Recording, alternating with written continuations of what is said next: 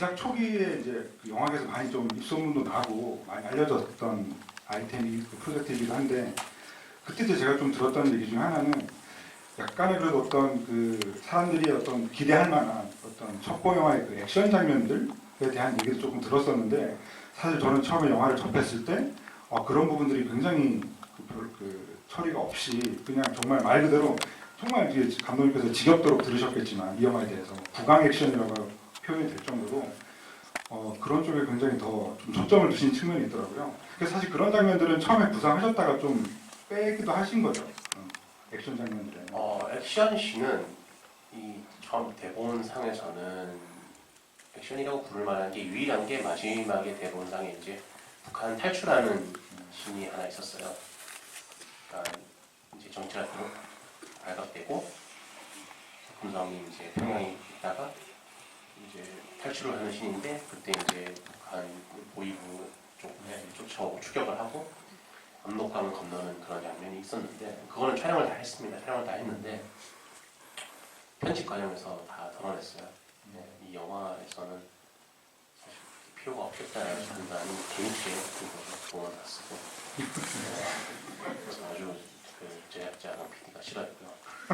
아직까지도 그 얘기 많이 합니다. 왜 그걸 필요 없는데 찍어가지고 근데 이제 제가 대본을 쓸 때는 과연 그 액션씬이 하나도 없이 이 영화를 끝냈을 때 일반 대중들이 과연 만족할 수 있을까, 받아들일 수 있을까라는 점에 대해서 좀 사실 두려웠던 게 사실이고요.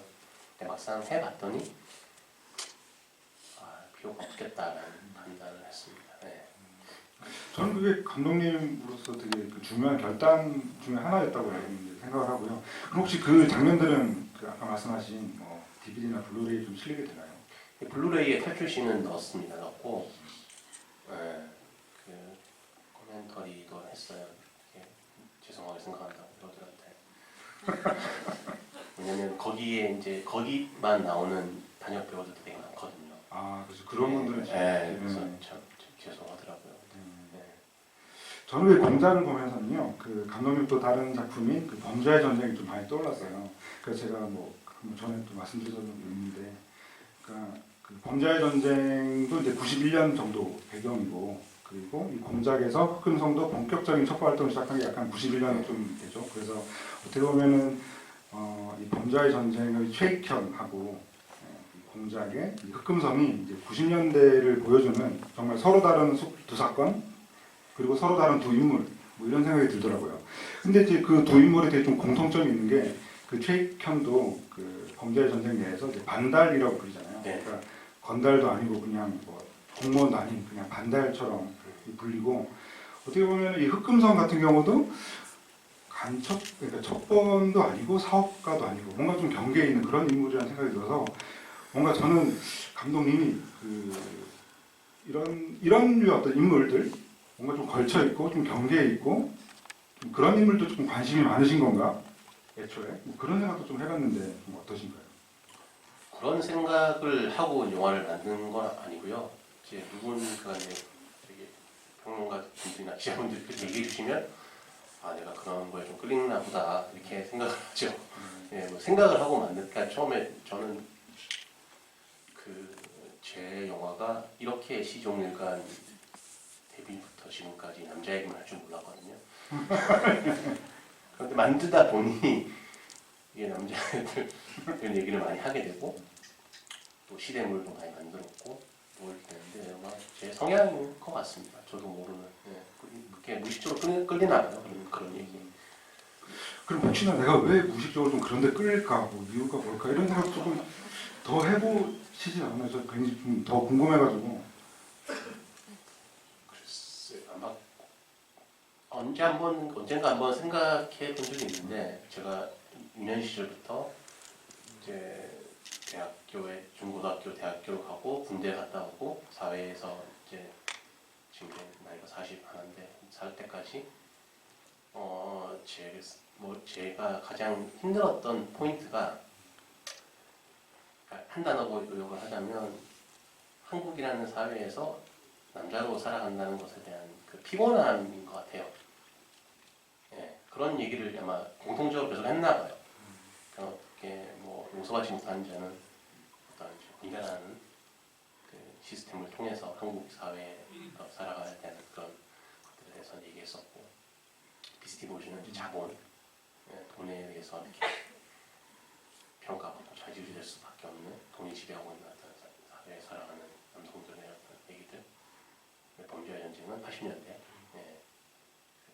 그런 어떤 억압의 시대, 어떤 그런 시대를 살아가야 하는 아버지들의 얘기, 다 순응하면서 살아갈 수밖에 없는, 기회주의적으로 살 수밖에 없는 그 아버지들에 대한 얘기. 공작은 어떤 그 분단이라는 현실 안에서 한 군인이 딜레마에 빠질 수 없죠. 군인뿐만 아니라 근데 모든 사람들이 느꼈던 그런 것들을 이제 표현하다 보니까 자연스럽게 그렇게 된 것 같아요. 그것도 제가 제 스스로 해석을 해본 겁니다. 그 예전에 이제 인터뷰를 봤을 때 좀 그런 그 내용을 본 거가 있는 것 같아요. 그러니까 군도 같은 경우는 이제 그 도치 어떤 하정우 배우가 이렇게 머리를 거의 삭발로 탁 나왔을 때 뭔가 좀 영화에 대한 느낌이 확 왔다. 뭐 이런 말씀을 하셨던 것 같고, 그리고 범죄의 전쟁도 뭐 김성균 배우나 최민식 배우가 딱 그 시절에 이제 수트랑 그 헤어스타일을 하고 나왔을 때 뭔가 좀 확 그 느낌 왔다라는 말씀을 좀 본 것 같은데, 사실 이번 작품 같은 경우도 좀 외향 변화가 좀 있긴 하잖아요. 이번 작품도 딱 처음에 이제 그들이 그렇게 좀 분장을 하거나 이렇게 왔을 때 이거 좀 느낌 온다라는 생각이 있으셨나요?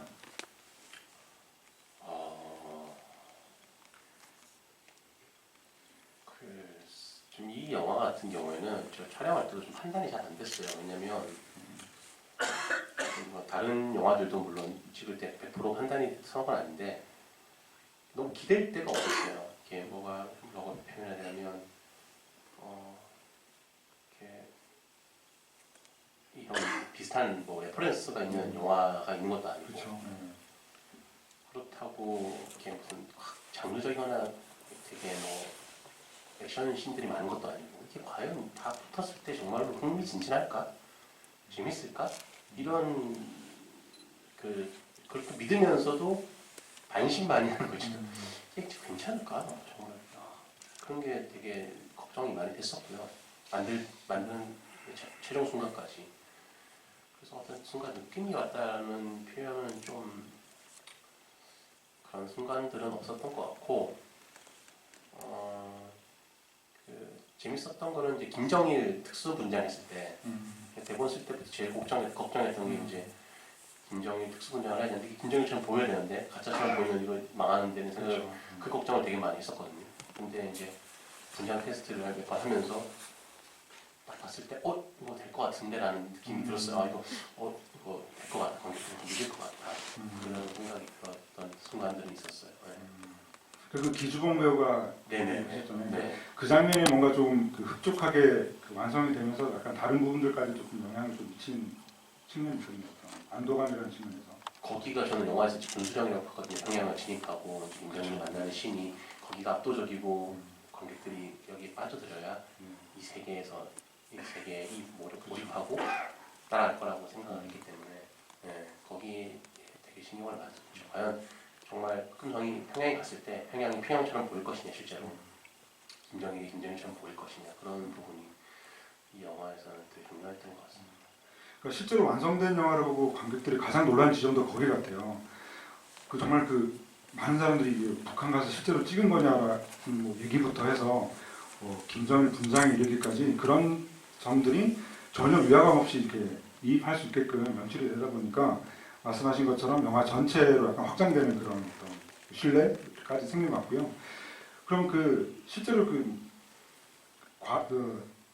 해외에서 그 자투리 뭐 화면이라던가 이런 것도 많이 사오신 거죠. 그 북한 장면 같은 경우.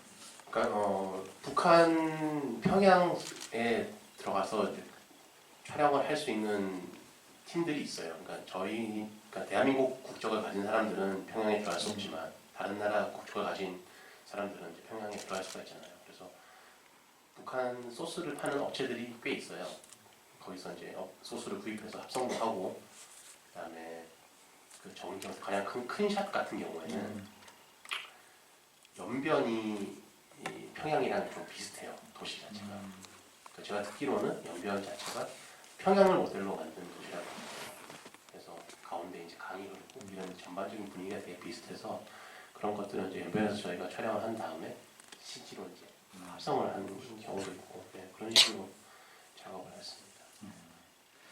제가 이제 지금까지 이제 임종배 감독을 좀 봐온 거를 보면은 늘 되게 좀 힘든 촬영, 좀 그 힘든 소재를 취하신다는 느낌이 들 정도로 정말 그 연출자로서 자기 자신을 굉장히 이게 좀 어딘가로 좀 몰아붙이는 연출자 같다는 생각을 많이 했었거든요. 그 공작도 어떤 그런 점에 있어가지고 거의 뭐 끝판왕이라고 할 정도로 사실 뭐 그 북한을 말할 것도 없고 그 북경 촬영도 좀 여의치 않아지면서 또 많은 부분들을 또 대만에서 촬영하시고 그렇게 참 왜 이렇게 그 스스로 힘들게 하실까 막 그런 생각도 좀 해봤는데 어떠신가요? 제가 저 스스로를 일부러 힘들게 하려고 그렇게 한 건 아닌데 의도치 않게 그렇게 됐습니다. 저는 공작도 이렇게 힘들 줄 몰랐어요. 힘들 줄 몰랐고 사드가 터질 줄도 몰랐고 좀 예상할 수가 없기 때문에 결과론적으로는 그렇게 됐는데 좀 그러니까 이렇게 조심성이 없는 것 같아요. 사람이 어떤 행동을 할 때 대부분 사람들은 이렇게 좀 이렇게 따져보고 하잖아요. 이렇게 이거를 하면 할 수 있을까? 근데 저는 그냥 일단 저질러 놓고 시작하는 수습하는 스타일 같다고 해야 되나? 그래서 어릴 때부터 약간 그랬던 것 같아요. 그래서 이제 문제인 것 같습니다. 저는 되게 좀 중요한 말씀 해주신 것 같아요. 그러니까 사실 지난 정권에서 흑금성을 소재로 한다는 것부터가 사실은 많은 사람들이 뭐 어떻게 하려고 그러지? 제 주변 사람 같은 경우에는 그게 자료 조사를 어느 정도 진행하다가 그만둘 거라고 보는 사람들이 또 꽤 많았었거든요. 그런 것들 보면은 금방 말씀하신 게 되게 어떻게 보면은 그 감독 윤종빈을 설명하는 되게 중요한 요소가 아닐까 그런 생각도 들고요. 그러면 그 감독님은 이렇게 좀 연출하시거나 뭐 촬영하는 그 과정에서 그런 좀 난관들이나 힘든 순간들이 오면 좀 이렇게 어떻게 좀 극복을 하시는 편인가요?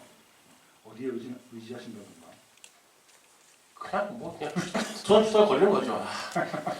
뭐 이렇게 같이 하는 사람들한테 투덜 걸리는 거. 내가 왜 이걸 한다 그랬지? 왜 내가 이걸 한다 그래가지고 그러면서 그냥 버티는 거죠. 다시 막 생각하기 싫으시죠? 아니 이런 작품이어서. 그런 건 아닌데, 근데 저도 몰랐는데 최근에 이제 제가 공작을 촬영 끝나고 연말에 뭔가 이렇게 바쁜 게 다 끝나고 이제 구정 때 오니까 거의 뭐라고 해야 되나 무기력증 같은 게 오더라고요. 요즘 소위 말해서 그 번아웃이라고 하죠. 아무 생각도 안 하고 아무것도 하기 싫고 내가 하는 일이 좀 무가치하게 느껴지고 아무것도 하기 싫더라고요. 그래가지고 제가 와이프한테 이제 큰일 난 것 같아. 내가 이 일을 못할 것 같아. 이랬더니 오빠 영화 끝날 때마다 그랬어. 그러더라고요. 그래서 그러다가 또 괜찮으시면 하고 뭐 그런 성향인 것 같아요. 잘 잊어버려서 그런가? 제가 힘들었던 기억을.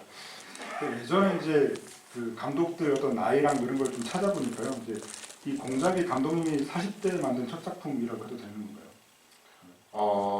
그렇죠. 39대 촬영을 했고 개봉이 40이니까 그렇다. 뭐 제가 막 지금 일일이 다뭐 예를 들진 못하겠는데 뭔가 그게 뭐 그 남성 감독이든 여성 감독이든 간에 뭔가 좀 40대에 만든 첫 작품 혹은 40대 뭐 초중반에 만든 작품들이 어떻게 보면은 뭐 클린트 이스트우드 감독 빼고 거의 뭐 그 사람의 어떤 이른바 좀 역작이라고 부를 만한 작품들이 그때 많이 나오더라고요. 그래서 저는 사실 공작 이후 감독님의 작품들이 어떨까 되게 좀 궁금한 그 지점이 확실히 있는 것 같습니다. 그 공작 이후에 제가 생각했던 거는 앞으로 다시는 이런 걸 하지 않겠다라는 결심을 크게 했고요. 다시는 이런 무모한 도전을 하지 않겠다. 그리고 아싸라하게 재미있는 영화를 찍겠다. 뭐 그런 생각을 했었던 것 같고 그런 생각을 제일 많이 했습니다. 쉬운 걸 하자. 이제 이런 걸 안 한다. 이런 생각 가장 많이 했습니다. 근데 그건 역시도 뭐 나중에 정작 다음에 이제 뭐 신작이나 이렇게 차기작 또 프로젝트 발표하시면 뭐 결국 윤종빈 감독이구나 이런 생각이 들 만한 작품으로 또 나오시지 않을까라는 생각이 또 들기도 하네요. 모르겠습니다. 예. 그럼 그 뭔가 좀 그 지금은 이제 그냥 어떤 단독 연출자라기보다는 뭔가 좀 수장으로서 이끄는 영화사도 있으신 거고 또 말씀하신 것처럼 이제 좀 40대의 감독이 되고 하면서 뭔가 좀 최근에 또 새해가 되다 보니까 뭔가 좀 마음가짐이나 이런 게 좀 달라지신 게 좀 있으신가요? 글쎄요. 그런 건 없고 40대가 됐다는 표현보다 좀 이제 동작까지 하고 나니까 제 머릿속에 드는 생각은 그냥 좀 더 나 자신, 내가 가진 것들을 내가 사랑할 필요가 있겠구나. 그런 생각을 했었고 좀 더 솔직하게 나한테 좀 더 솔직한 방식의 영화를 해야 되겠다는 생각을 좀 많이 하고 있습니다. 왜냐하면 제가 범죄의 전쟁까지 영화를 찍고 그 제가 했던 방식들의 영화들이 너무 어느 순간 싫어지더라고요. 이렇게 다 좀 비슷한 것 같고 하는 게 좀 싫다. 그래서 이제 지금 이 군도라는 이제 새로운 장르 액션 발극을 처음 했었고, 그다음에 공작 같은 경우는 그거랑 상관없이 이 이야기가 굉장히 흥미로웠는데 이게 과연 영화로 구현이 될까? 2시간짜리 상업 영화로 구현할 수 있을까라는 제 스스로에 대한 또 궁금하더라고요. 그래서 그런 것도 했었고, 그런 좀 일종의 군도랑 공작은 저한테는 약간 외도 같은 작품인 것 같아요. 물론 제가 좋아서 하는 작품이지만, 근데 그런 걸 해보니까 또 깨닫는 바가 많았던 것 같고, 그래서 결론은 내가 그냥 원래 좋아하고 내가 더 끌리는 것 쪽으로 내가 자연스럽게 가는 게 맞는 게 아닌가라는 생각을 최근에 많이 하고 있습니다. 근데 또 그런 거 하면 사람들이 다 또 비슷하다 그러니까 네, 아무튼 저는 그런 생각을 많이 했습니다. 네, 그럼 저는 그 마지막 질문 하나 드리고 이제 객석 질문을 받아보려고 하는데요. 저는 그 예전에 감독님 기억하실지 모르겠는데 되게 몇 년 전에, 오래 전인 것 같은데 그때 뭐 이런저런 그해 봤던 영화 얘기를 하다가 감독님이 저희 이제 그 다르덴 형제의 자전거 탄 소년이었나? 그 작품 너무 좋게 봤다고 하시면서 그 작품 얘기를 굉장히 많이 해주셨던 기억이 나요. 그래서 뭐 그냥 궁금한 게 이제 작년에 보셨던 그냥 뭐 해외 작품이든 뭐 어떤 그 작품 중에서 되게 좀 인상적으로 봤던 뭐 그런 게 있으신가요? 작년에요.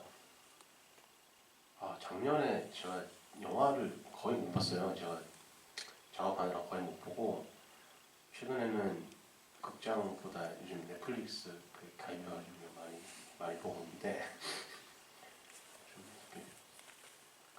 최근에 제가 제일 저를 좀 자극했다고 해야 되나? 이런 것도 영화의 한 방식일 수 있겠구나 했던 바로는 저는 그 나르코스라는 그 드라마죠? TV 시리즈인데 TV는 아니죠. TV에서 한 건 아니니까 굉장히 재밌게 봤습니다. 네. 2번씩 봤어요. 한 번 다 보고 너무 재밌어가지고 한 번 더 봤습니다. 네, 그 마이크 준비돼 그래서 손 들으시면요, 예, 지금 받도록 하겠습니다. 예, 저기 마이크가 어디?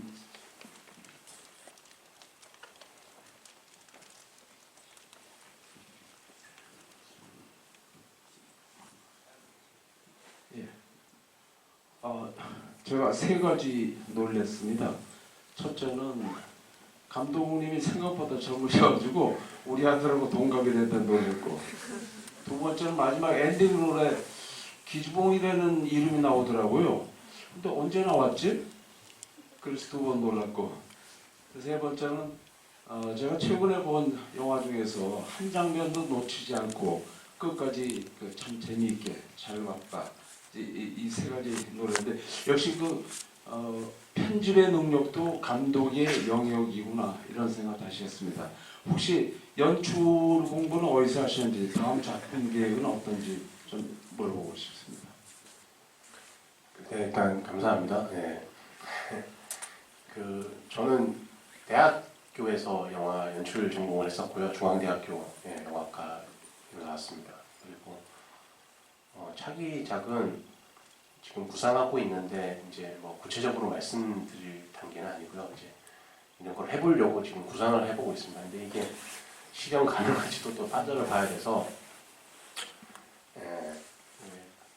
뭔가 제가 재밌다라고 생각한 이제 그런 소재가 있는데 그 해외에서 좀 오래 찍어야 돼가지고 이게 제작비랑 이제 한국적 상황에서 이게 수지타산이 맞는지 따져봐야 되고 그런 일 지금 검토 단계에 있습니다. 네, 또 질문하겠습니다. 여기 세 번째 줄 모자 쓰십니다.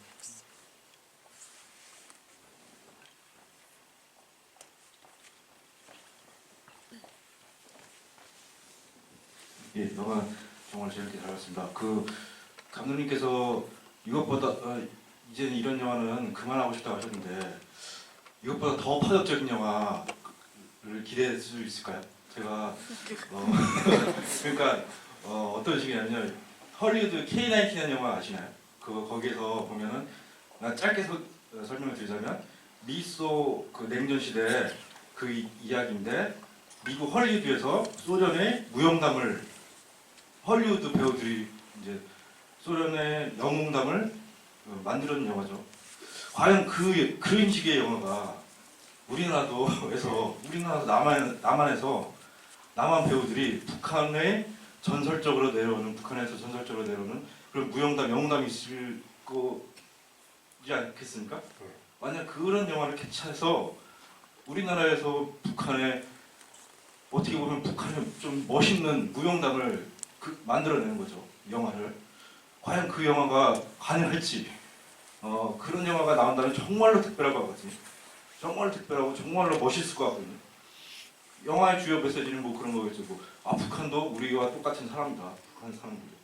그러니까 북한에서 내려오는 어떤 그들만의끼리 있는 북한군의 무용담, 영웅담, 굉장히 희생 그리고 인간 의 우정, 희생의 어떤 그 인류애를 볼 수 있는 그런 영화가 감독님께서 나중에 이 제 아이디어를 들으시고 어떻게 생각하시는지 여쭤보고 싶습니다. 일단 세상 일이란 건 모르는 거지만 다음 작품은 좀 이렇게 덜 파격적인 걸 하고 싶고요. 저도 얘기했지만 좀 아싸하게 재밌는 걸 좀 해야겠다는 그런 생각이 좀 강하게 있고 남북 관련 소재를 한 작품 했으니까 아마 짧은 시간 안에는 다시는 안 할 것 같습니다. 좀 이렇게 실증을 잘 내는 타입이어서 시간이 흐르고 다시 한번 생각을 해보겠습니다. 네, 알겠습니다. 이거 아까 질문하신 분 앞에 분 하시죠? 예.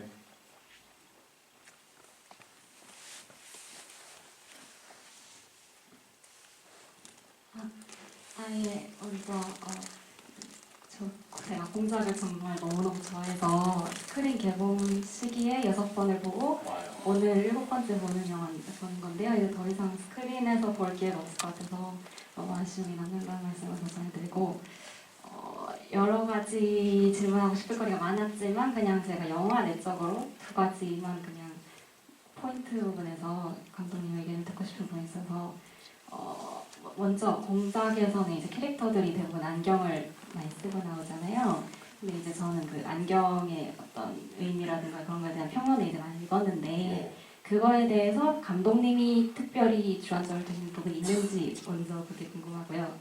그리고 두 번째는 이제 많은 관객들이 궁금했던 부분들인데 이제 류명훈 동지는 이제 생존한 상태로 엔딩을 맞은 거지 않습니까? 근데 다른 그 등장인물 김명수 동지나 정우택 동지의 목숨을 거칠 이런 거에 대한 감독님의 의견이 궁금합니다. 일단 뒤에 질문부터 답을 하자면 정 과장은 이제 끌려가는 것까지 나왔잖아요. 실제로 이제 촬영을 했는데 총살 당해요. 예, 거기 보이고 있던 4명이잖아요. 정과장이랑 남자 요원 2, 여자 요원 1, 4명은 총살 당하는 촬영을 했는데 굳이 이렇게 이것까지 보여줄 필요가 있나? 생각을 해서 이제 뺐고요. 실제로도 실화에서도 그 보이부 요원들은 다 처형을 당합니다. 왜냐하면 보이부가 해야 될 일은 스파이인지 아닌지를 이제 걸러내는 작업을 해야 되는데 결국에는 실패할 거기 때문에 보이부 요원들은 다 총살을 당했고요.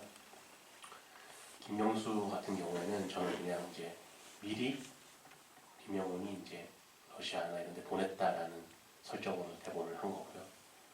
그다음에 전자 이제 안경에 관해서는 이 영화에서 안경이 중요한 소품으로 쓰이는데 금성이라는 인물한테는 일단 시작은 어쨌든 이 사람이 이제 사업가로 변했을 때 어떤 이미지 새로운 캐릭터가 되는 이미지용으로 이제 섬에 쓰이는데 이제 후반부에 갔을 때는 이 사람의 어떤 정체성의 문제로 이제 좀 이렇게 이 사람이 어느 순간 안경을 벗을 때 내가 좀 더 주체적으로 변하는 그런 모습으로 좀 담고 싶어서 안경을 많이 이용했고요.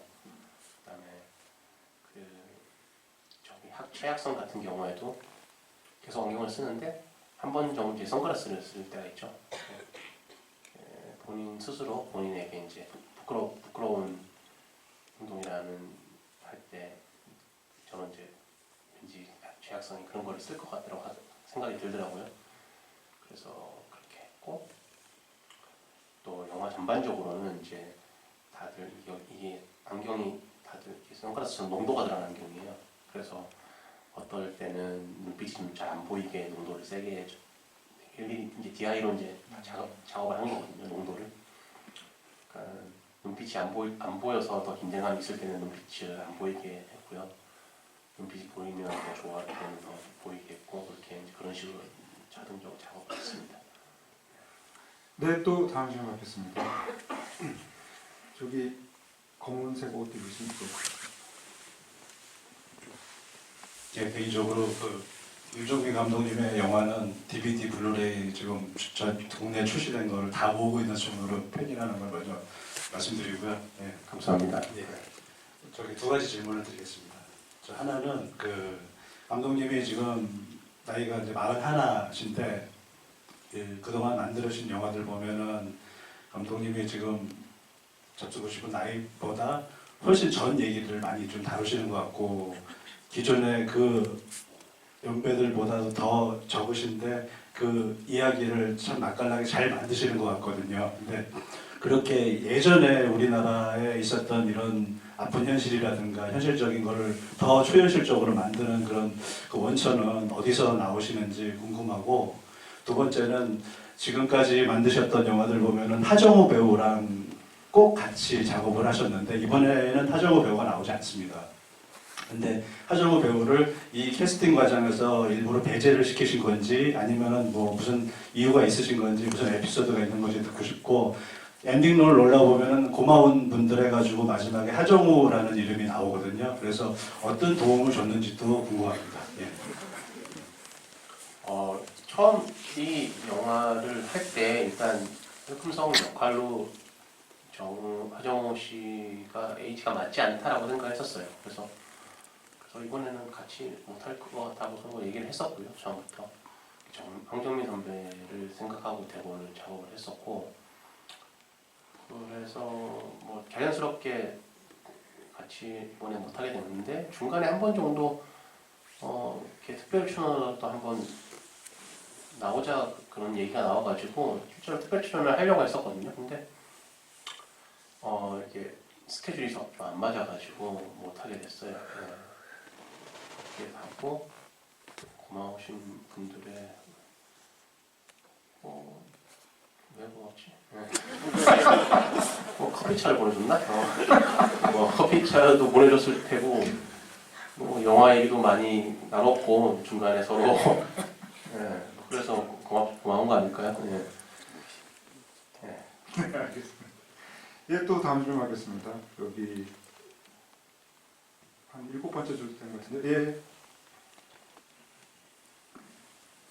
아, 네, 일단 공상 너무 잘 봤고요. 그리고 저는 윤종빈 감독님 필모그래피를 전체적으로 관통하는 뭐 유사점들을 제가 생각을 해봤는데 보통 두 명의 남자 캐릭터들이 뭐 서로 비슷한 점도 있고 다른 점도 있으면서 서로 대립도 하고 서로 의지도 하는 뭐 그런 영화들을 만드신다고 생각을 해요. 그래서 뭐 할리우드의 마이클만 감독으로 대표되는 뭐 버디 무비라고 할 수 있는 전체적인 흐름이 있다고 생각을 하는데 그래서 저는 그 보통 그렇게 두 명의 매력적인 캐릭터들을 뭐 그렇게 뭐 제 생각에는 고집을 하시는 것 같은데 그런 특별한 이유가 있으신지 먼저 여쭤보고 싶고요. 그리고 저도 영화 연출자를 꿈꾸는 입장에서 그렇게 매력적인 캐릭터들을 만드는 게 굉장히 중요하다고 생각을 하시는데 그런 캐릭터들을 뭐 각본을 만드실 때 캐릭터를 만드실 때 뭐 어떤 주안점을 두고 뭐 만드시는지 아니면 아이디어는 어떤 식으로 뭐 얻으시는지 한번 여쭤보고 싶네요. 그 두 남자가 많이 나오죠, 제 영화에서. 근데 그건 꼭 제 영화뿐만 아니라 대부분의 영화가 그렇습니다. 네, 잘 보면 왜냐하면 영화 극이라는 거는 갈등이 있어야 되고 그러면 주인공과 어떻게 다른 점에서 갈등이 있는 한 인물이 나오게 되는데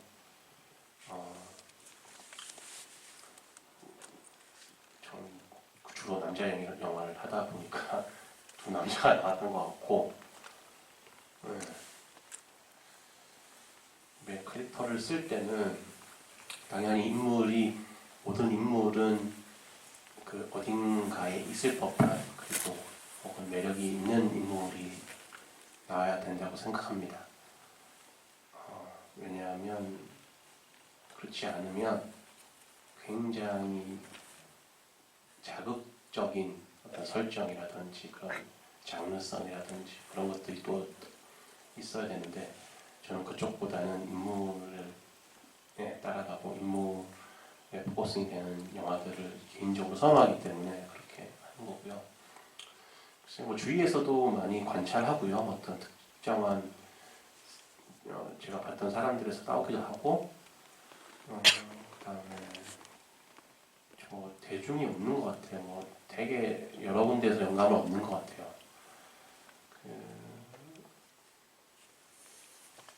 이거는 제가 살아온 그 어릴 때부터 봤던 모든 어떤 사람들이든 유형들이든 것들이 다 반영되는 것 같아요. 자연스럽게 특정히 어떤 한 명을 따오는 게 한 부분을 따오는 게 아니라 굉장히 복합적으로 이렇게 이루어지는 것 같습니다. 뭐 일례로 그 용서받지 못한 자 같은 경우에는 실제로 제가 군 생활을 했을 때 제가 봤던 주위 사람들을 많이 떠왔고요. 비스티 보이즈 때는 제가 그 취재할 때 그 호스트바 세계를 취재할 때 제가 봤던 그 사람들의 인간 분장을 많이 참고를 했고 범죄와의 전쟁은 제가 어릴 때 봤던 아버지의 모습 혹은 어른들의 모습 이런 것들이 복합적으로 들어간 것 같고요. 그래서 되게 복합적인 것 같습니다. 네, 그러면 시간 관계상 한 두 분 정도만 질문 받으려고 하는데요. 저기 6번째 줄에 까만 옷 입으신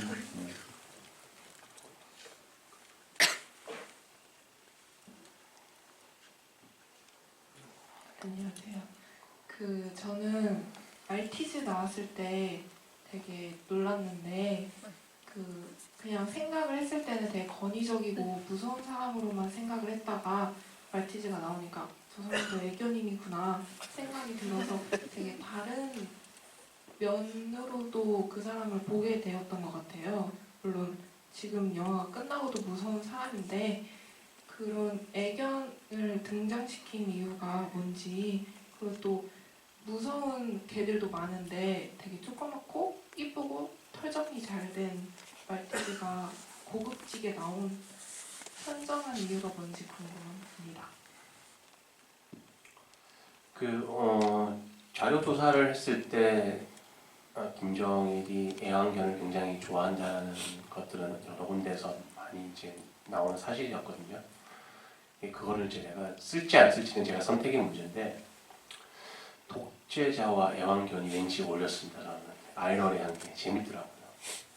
이 엄청난 독재자가 이무신 이 사람이 애완견을 좋아한다고? 참 이 사람도 또 어떻게 보면 사람이구나. 그러니까 참 이렇게 무소불위의 권력을 가진 그런 사람이지만 얼마나 또 외로우면 강아지를 그렇게 많이 키우겠어요. 강아지가 되게 많다 그러더라고요. 예, 한두 마리를 키우는 게 아니라 별장마다 있고 굉장히 다양한 종을 키운다고 들었는데 그런 것들이 좀 뭐랄까 아이러니하면서도 복합적이고 또 유머러스하기도 하고 그렇게 할 수 있다는 생각했고 사실상 제일 큰 이유는 모두가 이제 김정일이 나온다고 기대를 하고 있을 때 이제 생각을 하는 거죠. 극상으로 김정일을 만나러 왔다. 평양까지 와서 대기하다가 배 타고 이제 장군님이 오십니다 하는데 강아지가 먼저 나오면 어떨까 하는 생각을 일주일적으로 했던 것 같아요. 예. 영화라는 건 기대와 그 기대했던 것에 어떤 그 약간의 변형, 그 배신 뭐 이런 것들이 유기적으로 짜여 있어야 재밌잖아요. 영화들이. 예. 그 생각을 하면서 애완견을 넣어야 되겠다 생각했고 굳이 말티즈를 한 이유는 가장 귀엽고 이쁜 애로 이렇게 좀 이렇게 역설적으로 가고 싶어서 말티즈로 갔습니다. 네, 그럼 마지막 질문 받겠습니다. 여기 네 번째 줄. 네.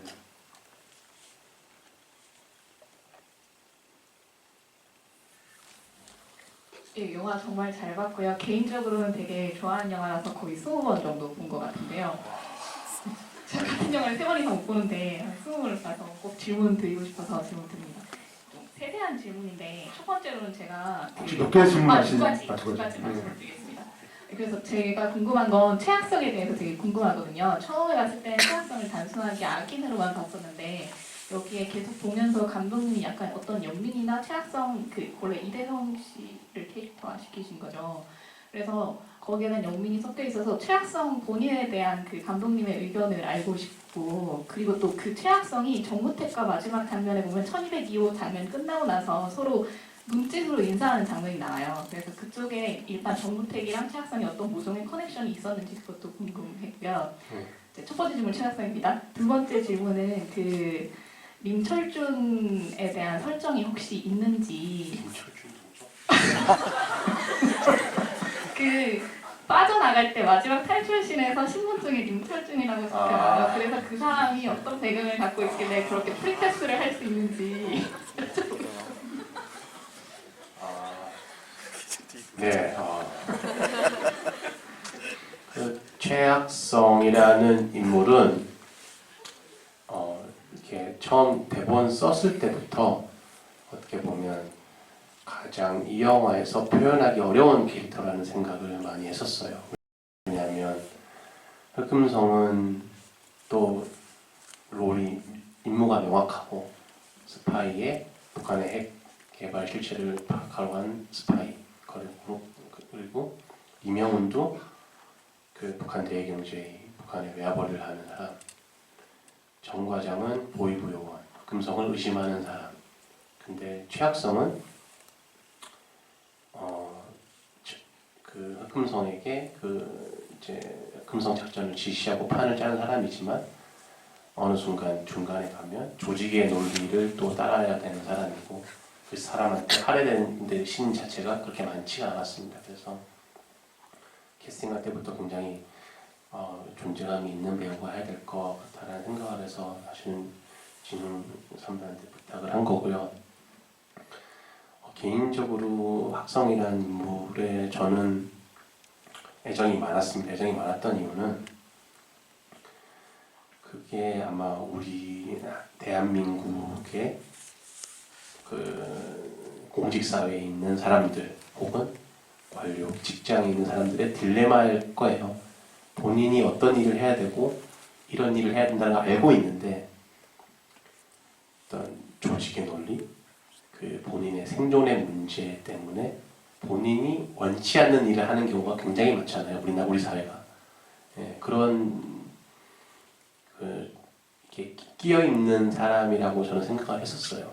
이 사람이 근데 처음에는 굉장히 강직한 군인처럼 이렇게 나오는데 어느 순간 상관 때문에 이렇게 자기가 원하지 않은 행동을 해야 되잖아요. 그리고 나서 이상한 논리로 부하 직원을 설득하기 시작하잖아요.